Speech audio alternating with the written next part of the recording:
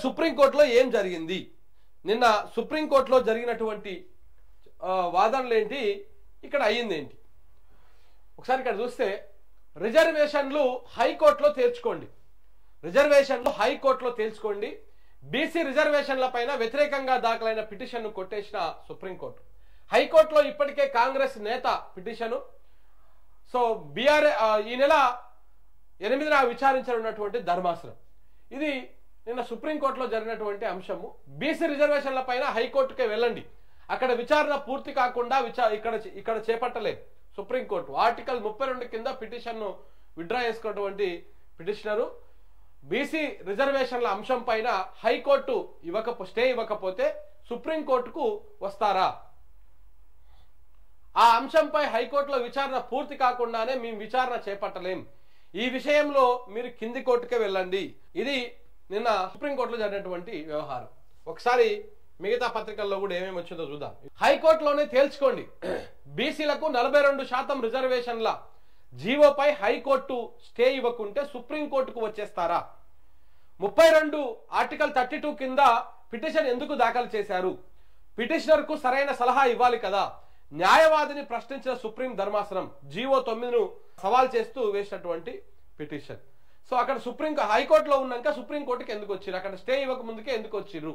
అక్కడ స్టే ఇచ్చినాకనో లేకపోతే మీకేదో అన్యాయం జరిగిపోతే కదా మీరు ఇక్కడ రావాలి అనేటువంటి అంశాన్ని వాళ్ళు చెప్పడం జరుగుతూ ఉంది. ఈనాడు పత్రిక కూడా ఇదే అంశం మీద బీసీ రిజర్వేషన్ల జీవో రిట్ పిటిషన్ తిరస్కరణ, హైకోర్టు స్టే ఇవ్వలేదని ఇక్కడికి వస్తే ఎలా, వాదనలు అవసరం లేకుండానే డిస్మిస్ చేసినటువంటి సుప్రీంకోర్టు. హైకోర్టుకే వెళ్ళి ఉండాల్సిందన్న ధర్మాసనము అక్కడ స్టే కాదు, ఇంకా అక్కడ పూర్తిగా విచారణ జరగలేదు. ప్రభుత్వం సమయం కోరింది, ఆ సమయం హైకోర్టు ఇచ్చింది మన విచారణలో. సో అంతే తప్ప ఇంకా ఏమీ పూర్తి స్థాయిలో జరగలేదు. ఇదొకటి.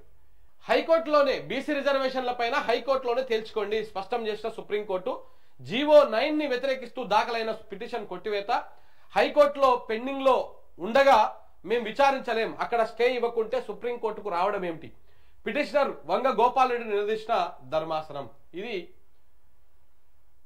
అన్ని పత్రికల్లో రాసినటువంటి వ్యవహారం.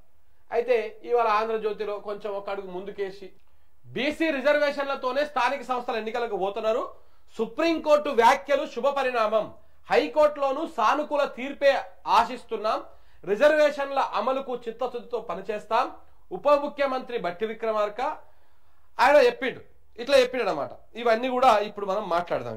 ఇక ఎంత డ్రామా చేస్తా ఉన్నారో కూడా నిన్న ఆల్రెడీ మనం చెప్పినా, మళ్ళీ కూడా చెప్తా నేను. న్యాయ ప్రక్రియలోనూ బీజేపీ బీఆర్ఎస్ ను సహకరించాలి, మంత్రి పొన్నం ప్రభాకర్ చెప్తా ఉన్నాడు. 42%పై అన్ని వర్గాలు సహకరించాలి, ప్రభుత్వ పార్టీల పరంగా పోరాడి సాధిస్తాం, పిసిసి చీఫ్ మహేష్ కుమార్ గౌడ్. కోర్టుల్లో పిటిషన్లు ఉపసంహరించుకోవాలని చెప్పేసి మల్లు రవి చెప్తున్నాడు. మీరు ఎవరికి చెప్పాలి?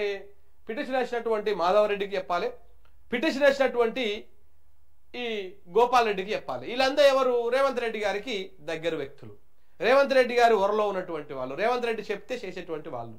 వాళ్ళకి చెప్పాలి మీరు ఈ పిటిషన్లను వెనక్కి తీసుకోవాలి అని. అయితే ఇక్కడ సుప్రీంకోర్టు వ్యాఖ్యలు శుభ పరిణామం, మన బట్టి విక్రమార్క గారు నిన్న మాట్లాడారు. అసలు సుప్రీంకోర్టు ఏమన్నా సార్? అబ్బాబ్బాబ్బా, ప్రభుత్వం ఇచ్చింది, నేను మీకు చెప్తా ఇక్కడ అన్ని అంశాలు చాలా క్లియర్గా ఎక్స్ప్లెయిన్ చేస్తా. సుప్రీంకోర్టు అసలు ఏం వ్యాఖ్యలు చేసింది, వీళ్ళు బయటకు వచ్చి ఏం ప్రచారం చేస్తున్నారు? జీవో నెంబరు 9ని సమర్థించిందా సుప్రీంకోర్టు? ఏమన్నా సూపర్ ఇచ్చినవు, అద్భుతంగా ఇచ్చినవు. అసలు రేవంత్ రెడ్డి గారికి ఈ జీవో ఇట్లా ఇవ్వాలి అని రేవంత్ రెడ్డి గారికి కూడా తెలివి ఈ దేశంలో ఏ రాష్ట్ర ముఖ్యమంత్రికి లేదు, గతంలో ఉన్నటువంటి కేసీఆర్ కూడా లేదు ఇంత తెలివి.